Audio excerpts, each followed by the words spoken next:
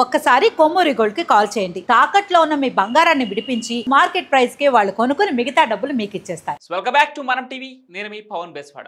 ఇప్పటి వరకు భారత్ చేసిన వైమానిక దాడులను గమనించినా లేదా పాకిస్తాన్ వైమానిక దాడులను గమనించినా అన్నీ కూడా రాత్రిపూటే జరుగుతున్నాయి. అసలు రాత్రిపూట మాత్రమే వైమానిక దాడులు ఎందుకు జరుగుతాయి, పగటిపూట వైమానిక దాడులు ఎందుకు చేయట్లేదు అనే ప్రశ్న చాలా మందిలో తలెత్తుతూ ఉంటుంది. అయితే సాధారణంగా రాత్రిపూట విమానాలు లేదా డ్రోన్ల లాంటివి సులభంగా కనిపించవు కాబట్టి చీకట్లోనే అంటే రాత్రిపూట మాత్రమే వైమానిక దాడులు జరుగుతాయని అనుకుంటారు.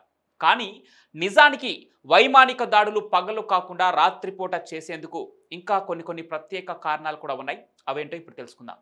పగటిపూట వైమానిక దాడులు చేస్తే ఆకాశం స్పష్టంగా కనిపిస్తుంది కాబట్టి శత్రువులు మన జెట్స్ను సులభంగా గుర్తిస్తారు. వారి రక్షణ వ్యవస్థలు అప్రమత్తంగా ఉంటాయి. అదే రాత్రి సమయంలో అయితే చీకటి ఆకాశాన్ని కప్పేస్తుంది. ఈ అంధకారంలోనే దాడి చేసే విమానాలు రహస్యంగా శత్రు స్థావరాలకు చేరుకోగలుగుతాయి. అయితే ఇది ఒక అనూహ్యమైన దెబ్బ. నిద్రమత్తులో ఉన్న శత్రువులకు ఏం జరుగుతుందా కూడా అర్థం కాకుండా దాడి చేయొచ్చు. ఇక రాత్రిపూట దాడులు కేవలం శత్రువులకు ఆశ్చర్యం కలిగించడమే కాదు, రాత్రిపూట వైమానిక దాడులు చేయడం వల్ల దాడి చేసే విమానాలకు చీకటి అనేది ఒక రక్షణ కవచంలా లభిస్తుంది. శత్రువుల చీకటిలో దాడి చేసే విమానాలను చూడటం కష్టం. అంతేకాకుండా ఒకవేళ శత్రువులు దాడులను ముందుగా గుర్తిస్తే వాటిని ధ్వంసం చేసేందుకు పంపించే క్షిపణులకు గురి తప్పే అవకాశం కూడా ఉంటుంది. ఇక ఇది దాడి చేసే వారికి ఒక పెద్ద సైకలాజికల్ అడ్వాంటేజ్ అని చెప్పుకోవచ్చు.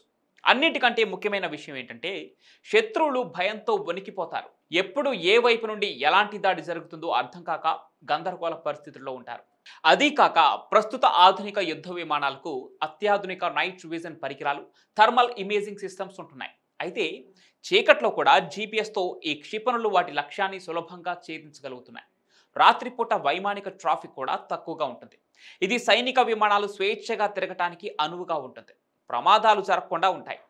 ఇక రాత్రి సమయంలో శత్రు సైనికులు లేదా ఉగ్రవాదులు తమ రక్షణ స్థావరాలలో ఉండే అవకాశం ఎక్కువగా ఉంటుంది.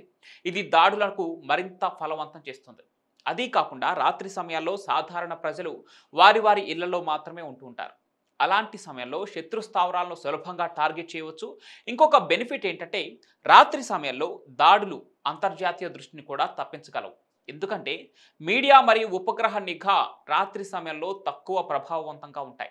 ఆపరేషన్ సింధూర్లో భారత్ ఈ వ్యూహాన్ని ఉపయోగించి అంతర్జాతీయ ఒత్తిడిని తగ్గించే ప్రయత్నం చేసింది. అయితే రాత్రిపూట దాడి చేయడం ఒక కత్తి మీద సాము లాంటిది.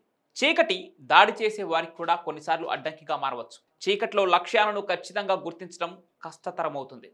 సమన్వయం తప్పితే తమ సొంత సైనికులపైన దాడి చేసే ప్రమాదం కూడా పొంచి ఉంటుంది. అందుకే రాత్రిపూట దాడులు అత్యంత జాగ్రత్తగా, అత్యంత ఖచ్చితత్వంతో, ప్రణాళికలతో జరుగుతాయి.